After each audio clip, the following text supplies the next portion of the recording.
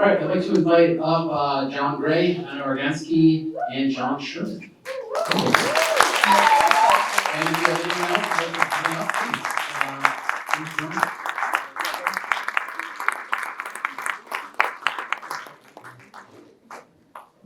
Okay, so first, let me start by asking some questions to the filmmakers of the short films you saw. So let's start with Anna. You want to tell us just a bit about B Series, where the film came from, the inspiration for it? Yeah, sure. Thank you for having me. It's really exciting to be in the theater with people. So thanks for sharing the films with us. Be seriously. I'm very interested in the weird in between that has been my 20s, and like as I move out of them, how quickly I don't know, tiny moments turn into big life questions. And this felt like a little slice of life in a very specific relationship that I could explore and wanted to explore. So the inspiration was feeling frustrated with and fond of my mother in many moments of silence. Ever grateful to her for kind of like bearing with me and wanting to, I don't know, put a small moment of mother-daughter tension and love on screen. And how did you like the casting process? The acting was excellent. How did you go about the process of casting? Were these actors you knew already, or was there an audition? Yeah, the casting process was tricky. We shot this film in the height of the pandemic pre-vaccine. And so I knew I wanted to try to work with local actors. I was shooting in Connecticut on a lockdown location. My cinematographer is here, Caitlin Mosby. She's incredible. She was with me the whole process. Cinematographer and real creative ally and partner. Giovanna, who plays Bee, is in the Yale School of Drama. And I knew I wanted to work with somebody with stage experience because I have a bit more of a stage background than a film background. And it felt like a way to communicate that was natural for me, especially in a kind of like highly stressful human time. And Liz Kiefer, Elizabeth Kiefer, who plays the mother, was brought into a conversation with me through a kind of an acting mentor at Tisch, where I'm in grad school. And yeah, there's no looking back. It seemed like a real mother-daughter do it to me. So grateful to them. I wish they could be here. And lastly, is it going to be streaming at other festivals? Is there going to be other screenings coming up, or is it released on any streaming platforms or anything like Yes. I don't know right now. It was just at Bushwick, which was incredible to be in Brooklyn and not be in Manhattan and to get to be a part of kind of the New York film scene. Yes, it will be streaming, but stay tuned for where. Thank you very much. Okay, so next we have John Gray, and John is the director of The Little Drummer Boy. So John has had extensive experience in television, producing, directing for TV, and so I'm wondering, again, a similar question, how did you transition from television into creating a short film? What was sort of the inspiration for The Little Drummer Boy? Well, I'm kind of gone backwards in this. I started out as a young guy many years ago doing short films and was lucky enough to have a career in television. But now, at the other end of the spectrum, I found myself drawn to short films because of the freedom. No network, no studios, no hassle. I get to make films I want to make, how I want to make them. I live or die on them without having to worry about pleasing anybody, except the owners. And so, now I just try to make one or two a year if I can, while I'm trying to negotiate the glacial pace of Hollywood development, which is just really tough. So these give me a lot of joy. I get to work with people I always work with, actors I work with, and great crews. It's excellent. So MVP is here. And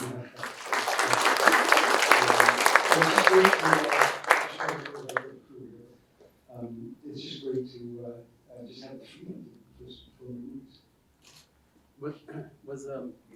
is there any sort of, is there a personal connection to the story at all? Is there any sort of, does this come from sort of personal? You don't have to answer that. Well, I always joke that I keep on making these father-son stories, and I'm going to keep on making until I get it right. I've always been obsessed with family relationships, and I've always wanted to do sort of a counter Christmas movie in that, the holiday that most people find full of joy, and presents, and family, and good cheer. But there's another segment of society that doesn't always have that experience, so it's kind of interesting. Exploring a little bit. And also for the Little Drum Boys, are there any screens coming up, any more festival screens or any sort of distribution in place? Well, we just literally just finished the movie. We shot it in July. We only finished it, I guess, maybe a month ago. So this is the first festival swing. And so, but we are in the Studio City Film Festival in Sedona next year. And we're just sort of getting out there now, and playing a lot. Because it's just so wonderful to see the audience. And I just want to thank everybody for coming out. I know that not everybody's comfortable yet being in the theater together. But it's great to come out and support short films, because this is why we do it. So it's your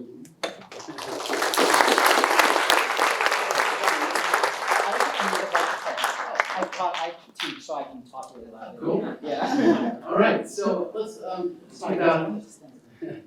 So They, Them, Us is a story that I think resonates with a lot of people because it's such a common dynamic, I think, nowadays. So I'm wondering, and again, it's like similar question I asked John. Yeah, I mean, is this like a personal story or a story that you've heard, or just something familiar, or you want to answer this? No, I'll totally answer. If you can't hear me, let me know. I teach, so I can broadcast to a room, and I usually have a mask on. Yeah, I mean, the genesis of this movie is vaguely autobiographical, right? I mean, like, I knew I wanted to make, I was a New York filmmaker for many years, moved to Columbus, I teach at Kenya, and you saw the t-shirt. And I knew that I wanted to make another movie again, and it took me a long time to get to that point. And Columbus Ohio has a tax credit, so I knew that I wanted to take advantage of that. I've also been involved in the Ohio film scene, such as it is. It's nothing like New York, but it's growing. And yeah, I mean, the jumping off. I mean, my wife Melissa's here, and we have 4 kids between us. So yeah, like there are things that are real from the movie, but it's fiction, and it's made up. But no, really. And I just want to say, like, imagine the feel. Like, this is the first time. I don't think it was the second time I've seen it with a big audience. But my parents are here, and no matter how old you are, watching that with your parents is a very awkward. That's not the crux I thought. You must be like, where? He moved to Ohio, and then what happened to him? Is it challenging, sort of blending the drama and the comedy, and is it sort of like a sensitive kind of thing? What sort of challenges do you face when you're trying to coordinate drama and comedy? So my favorite filmmakers are like Preston Sturges, who Joey talks about him in the movie, and Billy Wilder. And like one thing, like if you watch a movie like The Apartment, like it's a drama, but it's a comedy. And I wanted something that like changed tone, because that's what parenthood is like, especially with teenagers, because it's like 1 minute you're laughing and the next minute you're crying. And like you always have to like ride that line, even in the same, in the same day. And like I wanted, even when it's serious, I wanted there to be like at least one funny thing in every scene. So and the tone change is very difficult to navigate. You really have to build that in from the start. You can't just like, quickly change from comedy to tragedy. So there's serious moments throughout, and hopefully it doesn't come. It's interesting watching with an audience, because we also made this movie during the pandemic, and usually with a comedy, you're going to screen it in front of people and see how it's playing, and we couldn't do that here. We just had to send out links. So I think there's these moments in the film where people are like, it gets serious all of a sudden. People want to laugh. They're like, and that's hard, but like, I think it's okay for a movie like this. I don't know. I think people go with it. Not everyone's going to go with it. It's like a tone is a pact that you make with an audience, and very few movies, like if they start off as a screwball comedy, they don't go to drama. So it was just important to try something like that because that's what my favorite filmmakers do. So they do it way better than me, I forget it, but yeah. Does anybody have any questions from the audience for any of the filmmakers? And Joey and Avery are here too, the cast Oh, members. cool. Yeah. All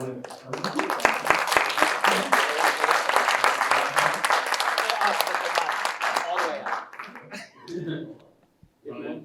I'd love for them to come. Yeah, thank you guys.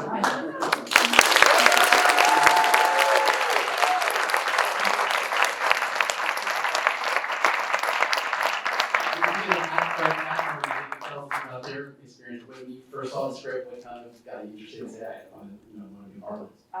Yeah, when I first saw the script, it came with a big warning from my manager who was here a minute ago, who just left. She's like, it's a little crazy, but you might want to read it. And I read it, and honestly, I loved it because it's a beautiful story about, love in the middle of your life. And I thought it was really grounded and truthful, despite having these, kind of wild and crazy things happening on the fringes. So I thought it was very relatable. I hadn't read the script until I came to the set.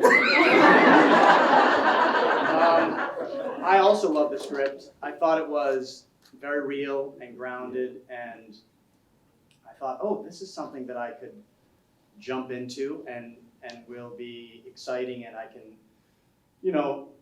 connect with those things that I think were going in through my mind at the time. And yeah, I loved it. It was a great experience. And then also, yes, being in the middle of a pandemic was crazy. It's scary. But luckily we got to spend, I think, the first 7 or 8 days filming in Melissa and John's house. So that was like our set for the first, week and a half. And yeah, I think it was a really great experience. And knock on wood, everyone was fine. And yeah, it was great. I loved it. And also, we knew each other a little bit, so that made it a lot easier to do some of those scenes. Because, it's always very awkward, but we had a great time. Yeah. Does anybody, any questions for any of the filmmakers? Right in the middle there, yes. Hi, this is for Director John and also Professor John. My student. And he also worked on film. And he's also in the movie about 5 times. There's no extras during COVID, so Zach was, and Kaylin were in the background in like 5 different scenes. Watching it the second time. Sorry. First off, I love the movie, and it was so great to finally see it on the big screen in its final form. And I had kind of 2 very related questions for you. On the one hand, because you're an educator, how do you think making this movie might change their way or inform the way you go back and teach your students? And on the other hand, all your years educating, how do you think that maybe affects the way you made the movie or communicated with the actors? Yeah, great question. I don't think I was a particularly great filmmaker. I mean, I was a good filmmaker until I was a professor. But I think being a professor and watching the movies that I love with you guys and truly understanding how they worked and having that life experience is what made me better, And so we did a class called The Filmmaker's Voice, and we watched 4 films by 3 different filmmakers. And we talked a lot about how does a filmmaker develop their voice? And it's like, why is it that when you see a movie by, Billy Wilder was one, and Sofia Coppola was another, you just know, you watch one scene, and you know that who the filmmaker is. And I don't think I had a voice until I taught that class with you guys and actually sat in the room together and really thought, I did, but I didn't think about it that way. It's like, what's your voice, And I think that's the thing that any educator needs to do for a film student, is to at least get you on that path to finding that your own voice. Because anyone can make a movie. It's like, you put the camera here, here, and here. That's not the hard stuff, or you raise money. Really, it's about who am I as a filmmaker, And I don't know, I think I had kind of a midlife renaissance as a filmmaker, thanks to you guys, and being in the classroom with you guys. And we talk about it all the time, right? Even if you have to imitate somebody else first, along the way, you find your voice. And I think that's the only thing that I can ultimately really teach, But thank you, that's a great question. And I miss you. One last question. Anybody want to ask any questions to any of the filmmakers at all? I'll leave Yeah.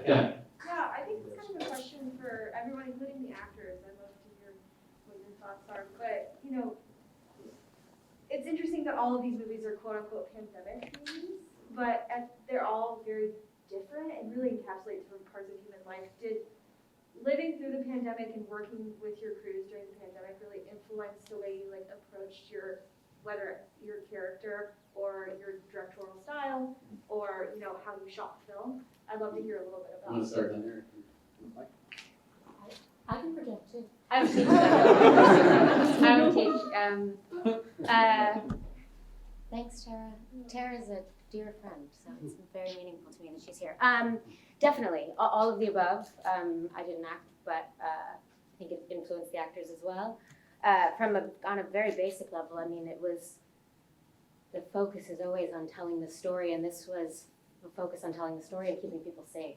The stakes felt really high, and it was sort of like a constant conversation and a kind of a contract with the crew and cast. We were a 6-person crew and a 2-person cast on a lockdown location, shooting 10 feet apart from one another, figuring out how to tell an incredibly intimate story between a mother and a daughter when the actors don't ever touch, was a huge challenge. And it ended up being a really exciting, creative one. But certainly it informed lens choices. I mean, ongoing conversation with Caitlin. It's really hard to work closely with actors and get to kind of an emotional space with them and not be able to touch their knee and say, hey, are you good, you know? And you know, the other way around. But I hope the way we dealt with it was just by talking to each other about how we were doing, and I hope that's normal on sets. It's certainly a lesson that I bring in to the sets that I'm, you know, working on now. I hope it was a positive influence on the film I just shot 2 months ago with you and with some other people who are here. So we'll see. But tried to embrace the challenge, and I'm really glad to have made something during a time when a lot wasn't happening. I can't project, so. I'm just going to the puberty side of it. Very similar for me. I felt, mostly I think I felt gratitude because during the pandemic, I was still trying to make movies, and I made a couple of movies via Zoom, which was really challenging, interesting, and fun, but also ultimately so frustrating because I couldn't be in a room with my collaborators and the actors and close people. And so The Little Jungle Boy was the first film I made back on a live set again. And it was just so great to be able to have an interaction and to just have that kind of confirm that there's really nothing like being in the room with your collaborators. And so it was just great for that, just personal experience for me. It was just great. That's right. You guys want to say? No, go. I mean, my challenge was, yes, keeping everybody, I mean, you know, the crew was working their butts off, and it's hard to be an actor in a movie or in a play and not be able to, you know, I mean, luckily we were able to be close to each other and with each other, and we were tested 3 times a week, and my God, the swabs. The swabs! And it was still when people weren't sure, so it just went into your brain so many times. But that was hard. That was hard. But, you know, we got through it, and luckily everyone got through it in these little capsules. But it's very challenging. I mean, it's not easy. I don't really have an answer. Sorry. Oh, okay. I really love that question. Wait, hello? Wait, let me just answer the question then. So, on an independent film, usually you have 12-hour days on set. And because of COVID and having to clean the set at the beginning of the day, at the end of the day, and the testing still counts, you only have 10-hour days. So you better figure out how you're going to do a movie like this in 20 days with 10-hour days. And luckily, when you have 2 great actors, you just have to, and a great cinematographer, Fletcher Wolf, who's here, like,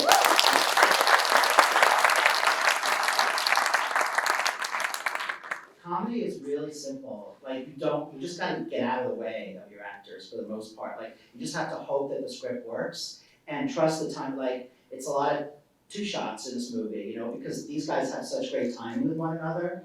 And then Fletcher, certainly, like, because Fletcher, who is who she is, like, she got really, really, really close to the actors, and it was very intimate. And that intimacy helps tell the story, and it grounds it, and it makes it real. This movie could have been way too broad, and I think the pandemic shooting actually helped us a lot, because everything was closer, and it would have been real fakey if it was wrong, and we knew what the tone was once we got in small rooms together. So I think actually, believe it or not, like filming during the pandemic actually helped us, which is weird, but yeah.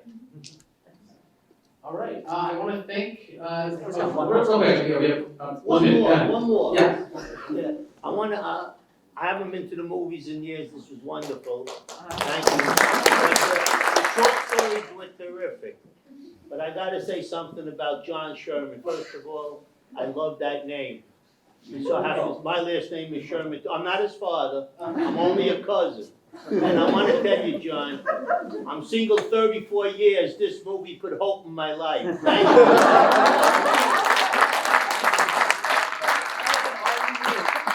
All you need is a whip in one hand, and I do it every night. I know, just a towel, and then you're good to go. Okay, I want to thank all the filmmakers being here, our cast being here and joining us, and thank you all for being here. It's so great to see everybody back together. So thanks so much.